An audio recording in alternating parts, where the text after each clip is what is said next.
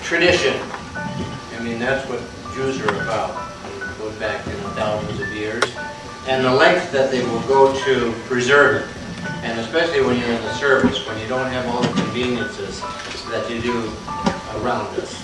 And the length that people will go to keep tradition going.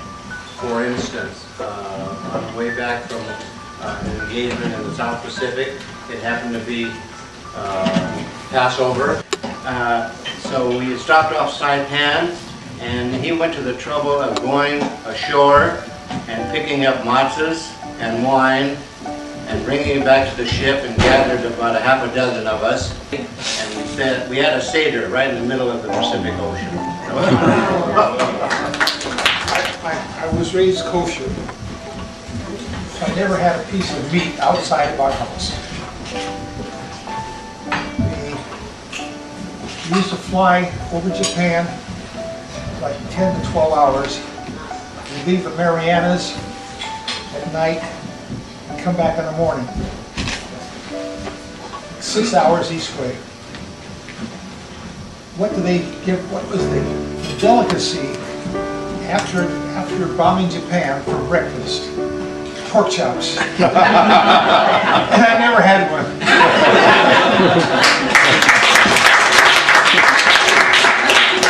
Where I really had a lot of kindnesses shared with me because someone knew I was Jewish. I was like in France, in Metz, France, and I remember Pesach, that I was welcomed into the home of another individual solely because our connection was we're all Jews. And I had a very, very nice captain who was the commanding officer of the company, and it was Edit Yom Kippur. And I recall his calling me in, and I was trying to get away and wondering what's going on and what he's going to sign me now. And the reason he called me in is because he was chastising me. What am I doing there? I should be on my way to the local community because it said at Yom Kippur. Finally, the culmination of the day's events. With an air of excitement that only children can muster, the students began filing into the auditorium. The honored guests took their place on the stage, and the ceremony began with the Pledge of Allegiance, reflecting our love and loyalty to this country, and the Hatikva, expressing every Jew's eternal longing for Zion. Allegiance to the flag of the United States of America and to the republic for which it stands, one nation, under God, indivisible, with liberty and justice for all.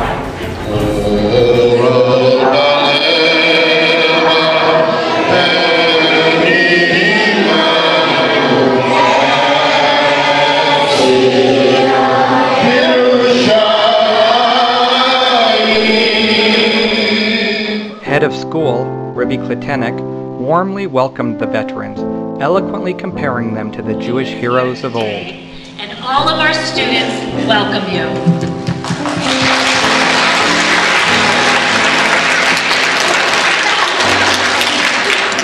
If you think about it, some of our greatest Jewish figures were veterans. Today we honor those who served in order to preserve our treasured freedoms. We say thank you to you who have taken to heart the directive of the prophet Jeremiah. For as long as any of these students can remember, Albert Behar, or Grandpa Albert, has been a fixture at the Seattle Hebrew Academy. He serves as a volunteer, supporting the teaching staff in a myriad of ways, and most importantly, serves as a grandpa to the entire student body. And that is exactly why we are here today, to show honor to those who have sacrificed or who are today sacrificing so much so that we can all be free to live our own lives and plan our own futures so we can work, play, study, and live as proud Americans and proud Jews and proud members of this beautiful country.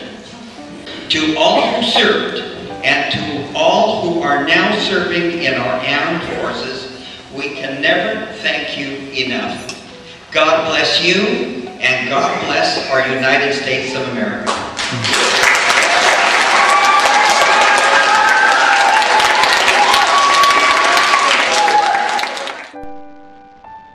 On behalf of all of the children of the Seattle Hebrew Academy, 7th grader Hallie Friedland rose to the podium to thank the veterans for their sacrifice and service. On behalf of my fellow students and teachers, we would like to thank and welcome our veterans to our Veterans Day Assembly.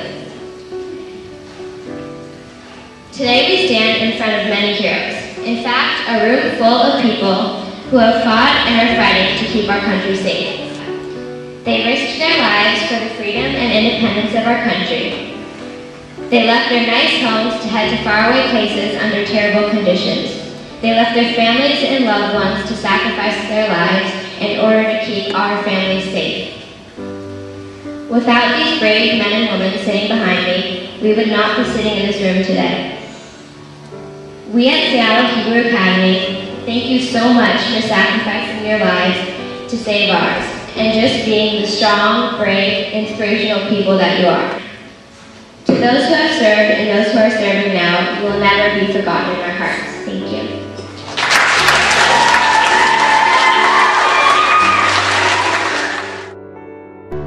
While the name of each veteran echoed through the auditorium, 3 student representatives were given the honor of presenting our honored guests with a certificate of appreciation.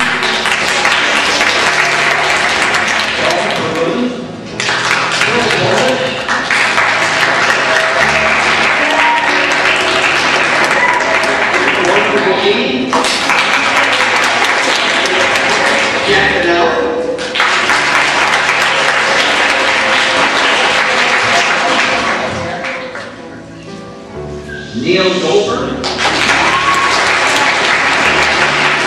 Victor Elhanan. I just have to share a personal thought. And of course, not everyone was privileged to be able to have lunch with such an honored group of veterans as I was able to this afternoon. And I've got to tell you all, everyone here from kindergarten to the 8th grade and all the staff, that how moving it was to me to be in the presence of these literal heroes. We have in our midst people who were survivors of Pearl Harbor, people who fought in Europe, people who flew airplanes over the Japanese Empire, people who fought and died in the Far East, in the various Southeast Islands. These are all heroes. They are deserving of our honor. As these words left Albert Bihar's lips, a remarkable thing happened. With no prompting or direction, the children of the Seattle Hebrew Academy rose to their feet and gave the veterans assembled a spontaneous, thundering, standing ovation.